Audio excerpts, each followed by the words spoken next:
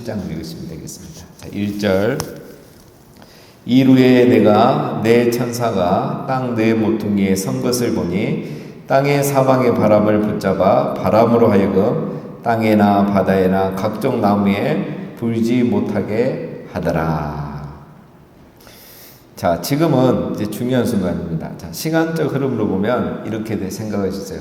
자, 여섯째 인까지 다 뗐잖아요. 일곱째 인은 안 뗐다 그랬습니다. 일곱째 인을 떼면 일곱 나팔이 시작된다 그랬죠. 그래서 첫 번째 천사가 첫 번째 나팔을 부는데 그 전이에요. 그러니까 지금은 일곱 인을 떼기 전에, 첫 번째 나팔을 불기 전에 무슨 일이 있느냐, 왜 일곱 인이 아직까지 떼어지지 않고 있느냐. 그래서 7장 1절에 보면 이루에 내가 이제 보는 거예요. 보니까 네 천사가 땅 네 모퉁이에 서 있는 거예요. 자, 그래서 이 천사가 하는 게 뭡니까? 땅의 사방의 바람, 네 방향의 바람을 붙잡아서 바람으로 하여금 땅에나 바다에나 각종 나무에 불지 못하도록 이 땅 사방의 바람을 막고 있는 겁니다. 자, 이 네 천사는 뭐냐면 이 땅과 바다를 해롭게 할 권세를 가진 천사를 말합니다. 이건 이제 하나 상징적으로 이렇게 보여주는 겁니다. 왜 아직 큰 환란이 일어나지 않느냐? 지금 하나님 허락하지 않아서 이 천사들이 막아주고 있고 보호해주고 있는 거예요. 그러면 하늘과 땅의 바람은 뭐냐면 환란의 바람입니다. 이 땅에 불어올 환란의 바람. 특별히 전쟁의 바람이겠죠. 자, 땅의 사방의 바람을 붙잡아 바람을 불지 못하게 하라. 그러니까 이 바람은 뭐? 환란의 바람이죠. 전쟁의 바람. 그래서 그게 불면 이 땅에 전쟁이 일어나고 환란이 일어나겠죠. 자, 여러분 성경을 이제 우리 새벽에니까 조금 찾아보겠습니다. 9장 13절 보시겠습니까? 요한계시록 2장만 넘겨서 9장 13절에 보면 이게 또 나와요. 9장 13절에 보면은 여섯째 천사가 나팔을 불매 내가 들으니 하나님 앞 금제단 네 뿔에서 한 음성이 나서 나팔 가진 여섯째 천사에게 말하기를 큰 강 유브라데에 결박한 네 천사를 놓아주라 하매 네 천사가 놓였으니 그들은 그 년 월 2일시에 이르러 사람 3분의 1을 죽이기로 준비된 자들이더라. 자, 나오죠 여러분. 7장 1절에서는 네 천사가 네 바람을 잡고 있었는데 여섯째 나팔 불 때, 자, 일곱 인을 떼면 나팔이 시작된다 했죠. 근데 여섯 번째 천사가 이제 나팔을 불 때는 이 네 천사를 놓아주는 거예요. 그럼 이 네 천사가 바람을 막아주지 않죠? 그러면 무슨 일이 일어납니까? 큰 전쟁이 일어나는 거예요. 어디서? 큰 강 유브라데 결박한 네 천사. 그래서 이 천사가 이걸 막아주지 않을 때 이제 전쟁이 일어나요. 이 여섯째 나팔이 뭐냐면 어제 그 유인물에 보면 여섯째 나팔 보시죠. 육나팔 옆에 보면 큰 전쟁이라고 했어요. 전쟁이 일어나서 땅 인구의 3분의 1이 죽더라. 많은 사람이 죽는다라는 거예요. 자, 그래서 7장 1절은 이 전쟁이 일어나면은 여러분 세상이 힘들어지잖아요. 그러면 믿는 사람이 더 힘들고 믿을 사람도 안 믿게 되는 거예요. 그래서 이 전쟁을 최대한 유예시키는 거예요. 그 역할을 하고 있는 게 이 네 천사입니다. 그래서 전반기 대환란, 일곱 나팔이 전반기 대환란이라 했잖아요. 이 기간 여섯째 나팔이니까 거의 이제 뭐 3년이라고 보면 되잖아요. 3년 동안은 이 전쟁이 일어나지 않도록 하나님이 막아주시는 거예요. 그래서 전반기 대환란은 시작이 되더라도 이런 큰 전쟁이 처음에 없습니다. 그리고 적그리스도가 나타나지만 크게 이렇게 성도를 제한하거나 핍박하진 않아요. 그러나 이 3년이 지나고 3년 반이 지나면 이제 전쟁도 일어나고 자연재해도 더 심해지고 적그리스도도 나타나고. 자, 그래서 어제 그 표를 생각하시면서 보시면 되겠습니다. 자, 2절입니다. 또 봄에 다른 환상이에요. 다른 천사가 살아계신 하나님의 인을 가지고 해 돋는 데부터 올라와서 땅과 바다를 해롭게 할 권세를 받은 네 천사를 향하여 큰 소리로 외쳐 이르되 우리가 우리 하나님의 종들의 이마에 인치기까지 땅이나 바다나 나무들을 해하지 말라 하더라. 자, 또 한 천사가 이제 나타났어요. 그래서 이제 조금 전에 바람을 막고 네 천사에게 말하죠. 뭐라고 합니까? 우리가 우리 하나님의 종들의 이마에 인치기까지 이 땅이나 바다나 나무들을 해하지 말라. 전쟁을 무슨 말입니까? 전쟁이 일어나지 않도록 막아라. 언제까지? 내가 하나님의 종들의 이마에 인치기까지. 그러니까 이 천사가 큰 전쟁이 있기 전까지 하는 역할이 뭡니까? 하나님의 종들, 하나님이 택한 자들에게 다 성령으로 인치고 다니는 거예요. 무슨 말이에요?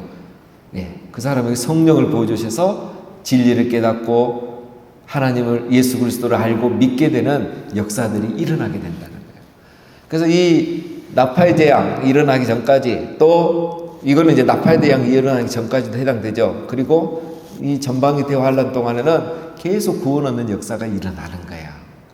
왜? 내가 계속 하나님 택한 성도들에게 이마에 인치겠다는, 성령을 보여주고 진리를 믿고 예수님을 믿게 하겠다는 거예요. 그래서 여러분, 아직은 구원의 때예요. 지금은 은혜의 때인 겁니다. 이 큰 환란이 오기 전에, 이 여섯째 나팔이 오기 전에는 은혜의 때입니다. 자, 그렇게 정리하시면 되겠습니다. 그래서 지금 두 종류의 천사가 나왔습니다. 내 바람을 막는 천사, 그 다음에 그 막고 있는 동안 하나님의 종들의 이마에 인치는 천사들, 이렇게 있는 거죠. 자, 그 다음에 4절입니다. 내가 인침을 받은 자의 수를 들으니 이스라엘 자손의 각 지파 중에서 인침을 받은 자들이 14만 4천이니, 성령이, 그 천사가 인치고 다닌다 했는데 벌써 다 인친 거예요. 이거는 하나의 설명입니다, 여러분. 끝난 게 아니고. 14만 4천이더라. 자, 14만 4천 어제 제가 잠깐 설명했죠. 구약의 12지파, 구약의 백성 하면 12지파잖아요. 12지파를 통해서 구약 백성이 형성되기 때문에. 신약은 12제자를 통해서 신약의 백성들이 세워진 거죠. 그러니까 12 곱하기 12는 144에 1000 곱하면 14만 4천입니다. 1000이라는 거는 많다는 거예요. 다윗이 죽인 자는, 사울이 죽인 자는 1000이요, 다윗이 죽인 자는 만만이라. 그러니까 우리는 와, 엄청 많다. 한 10,000명은 되더라. 10,000개는 되더라. 수천 개는 되더라. 우리도 이렇게 표현하잖아요. 그러니까 이거는 많다는 거예요. 구원받은 성도의 수가 이렇게 많은 거예요. 그래서 14천 가지고 그 신천지처럼 그렇게 하는 거에 속을 필요가 없습니다. 자, 그래서 이제 여기 보면은, 근데 각 자손, 이스라엘 각 자손의 각 지파에서 인침받은 자가 14만 4천이라 했죠. 자, 이거는, 그래서 이제 5절부터 보면은 12지파가 나옵니다. 유다 지파 중 인침을 받은 자가 1만 2천여, 루벤 지파 중 1만 2천여, 갓 지파 중 1만 2천여, 아셀 지파 중 1만 2천여, 납달리 지파 중 1만 2천, 므낫세 지파 중 1만 2천여, 시몬 지파 중 1만 2천여, 레위 지파 중 1만 2천여, 이사가 지파 중 1만 2천여, 스불론 지파 중 1만 2천여, 요셉 지파 중 1만 2천여, 베냐민 지파 중에 인침을 받은 자가 1만 2천이라.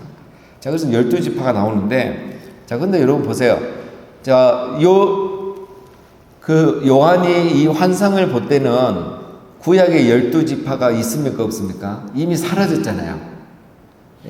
언제 사라졌습니까? 주전 722년에 북이스라엘에 갔던 10개 지파가 아수르에 멸망하면서 10지파가 없어졌어요. 이미 없어졌잖아요. 남은 지파가 유다 지파와 베냐민 지파 2개 남았잖아요. 그게 여러분 이어진 거지. 유다 지파는 북이스라엘은 끝났어요. 이 두 지파만이 바벨론의 포로로 잡혀갔다가 다시 귀환해서 계속 이어진 거죠. 북이스라엘은 아수르에게 멸망했는데 이 아수르는 어떻게 했습니까? 놔두면 또 계속 이렇게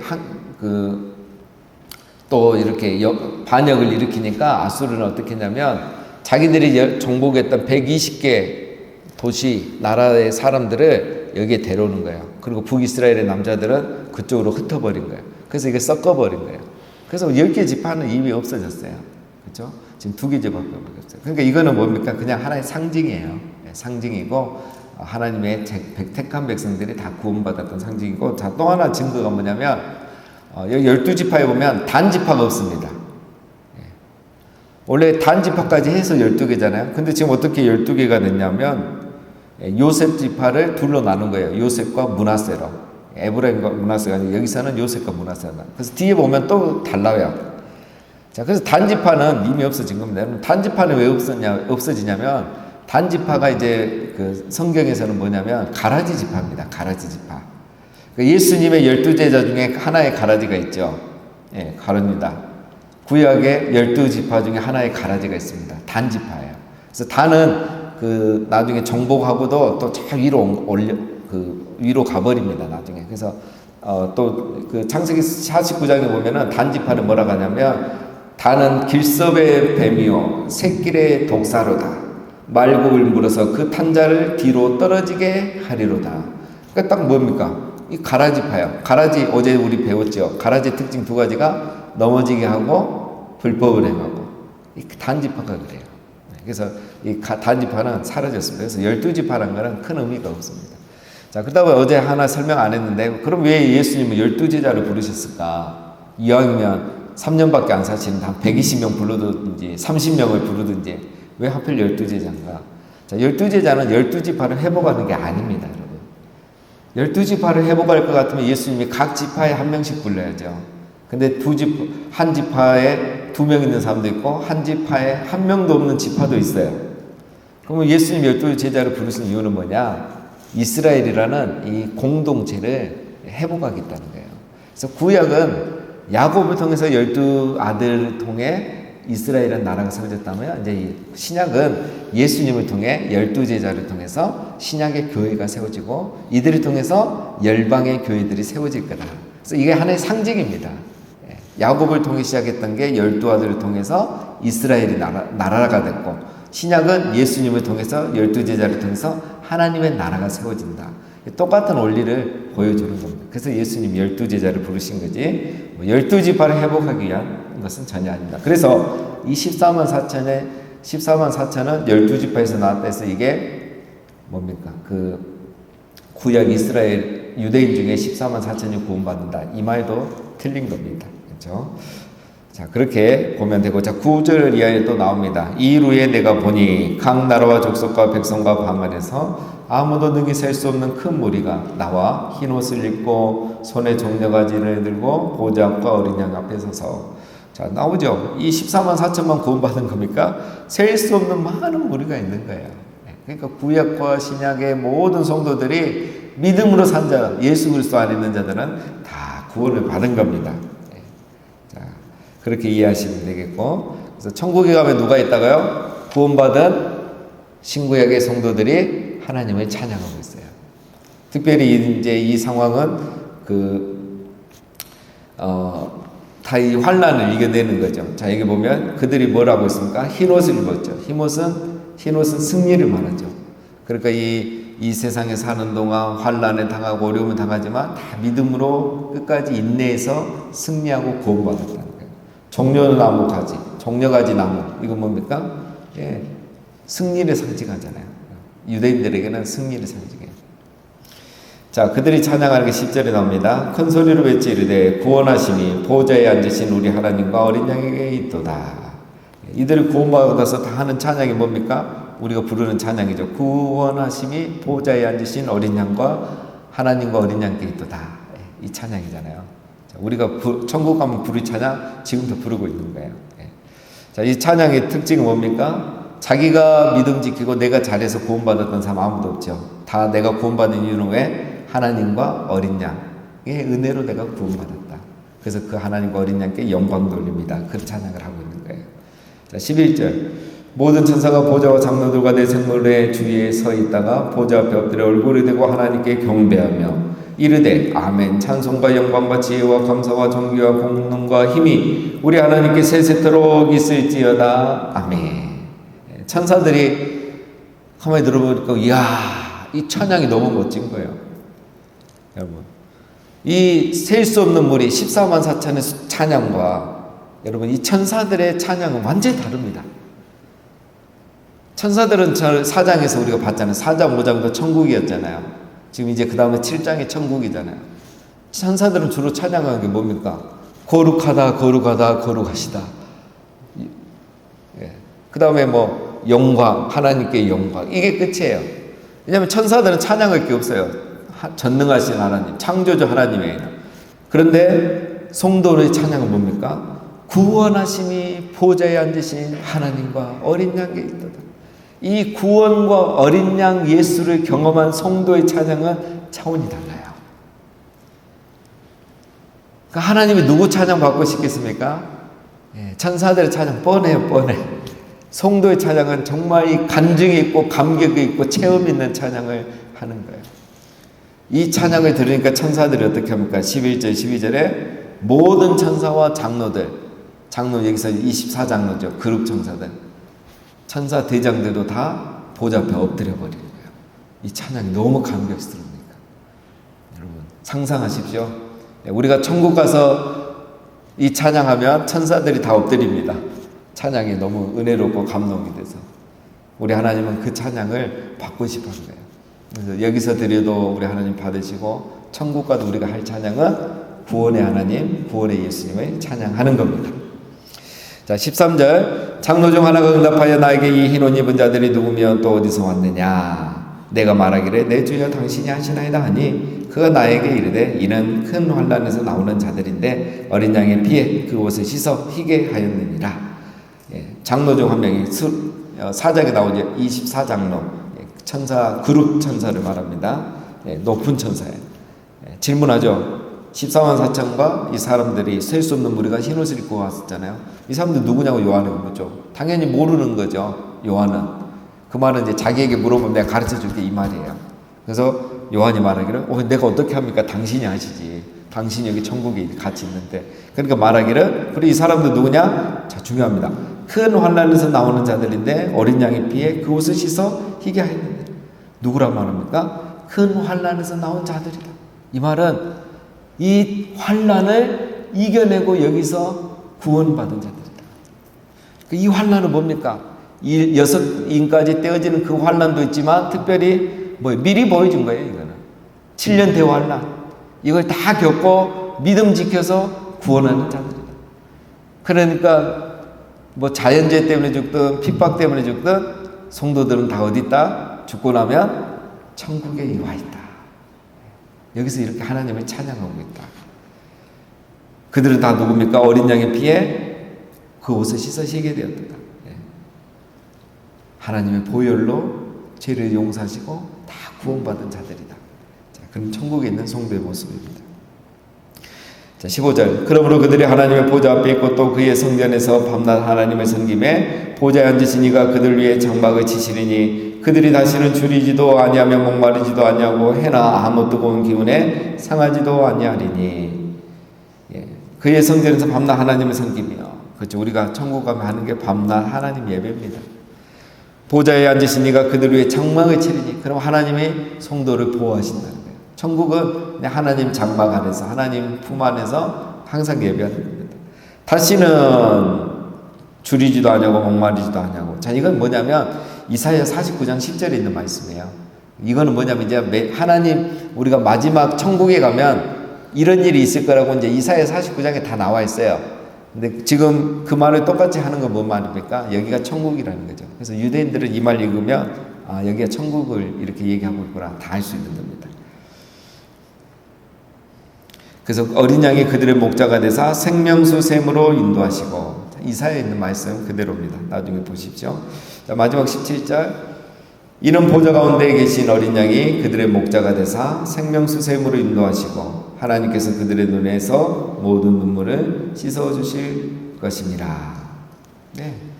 이사야 49장 10절에 보면 뭐라고 되냐면 마지막에 이는 그가 이끌어 샘물 근원으로 인도하실 것이라 이 말이에요. 그러니까 바로 어린 양 예수 우리 하나님 보좌 앞으로 우리를 이끄신다. 바로 여기가 지금 천국 하나님 계시고 예수님 계시는 천국이다. 이걸 말하는 겁니다. 자, 여러분 7장은 이 정도만 이해하시면 됩니다. 천국의 모습 7년 대환란 또 6가지 있는 때는 동안 죽은 성도들이 끝난 게 아니고 다 하나님 보좌 앞에 가 있더라. 그래서 하나님을 찬양하더라. 근데 그 찬양은 그냥 창조주 하나님이 아니고 구원의 하나님, 구원하심이 보좌에 앉으신 하나님과 어린 양께 있도다. 이 찬양이 너무 은혜롭고 감격스러우니까 하늘에 있는 천사, 천군들도 다 엎드려서 함께 하나님을 찬양하는 그 모습이 오늘 이 7장입니다. 그래서 성도들이 큰 환난을 당해도 걱정할 필요가 없는 거죠. 우리는 바로 이 천국에 가게 되기 때문인 것입니다. 자, 이게 7장 내용입니다. 자, 오늘 말씀을 정리합니다. 지금은 어떤 시대입니까? 6째 인까지 떼어졌지만 이제 6째 인을 지나고 있죠, 사실은. 그러면서 아직 7째 인을 떼기 전입니다. 일곱째 인을 떼기 전에. 그래서 아직은 이 두루마리가 펼쳐지지 않은 거죠. 자, 지금은 내 바람을 붙잡고 있는 시대입니다. 큰 환란이 오기 전 시대입니다. 하나님의 종들의 이마에 인치는 시간이에요. 지금은 부흥의 시대예요. 지금은 택함 받은 자들이 구원받는 시대예요. 심판의 때가 아닌 겁니다. 그래서 우리는 지금 해야 될 게 두 가지죠. 하나님은 여전히 우리에게 천사를 통해서 성령으로 우리 이마에 인쳐주고 있어요. 이미 인쳐서 우리가 구원받았고 또 이 마지막 때를 믿음으로 살아가라고 성령으로 우리에게 충만하게 부어주고 계시는 거야. 그래서 우리가 항상 깨어서 성령 충만하게 살아가야 되고, 두 번째, 하나님이 계속 인치고 계시기 때문에 우리가 열심히 복음 전도하는 거예요. 그래서 택함 받은 자들이 이 환난 시대가 오기 전에 예수님 믿을 수 있도록. 그래서 우리는 깨어 기도하고 또 열심히 복음 전하는 게 바로 우리 성도의 삶입니다. 마지막 때 그렇게 살아가시는 우리 모두가 되시기를 주님의 이름으로 축원드립니다.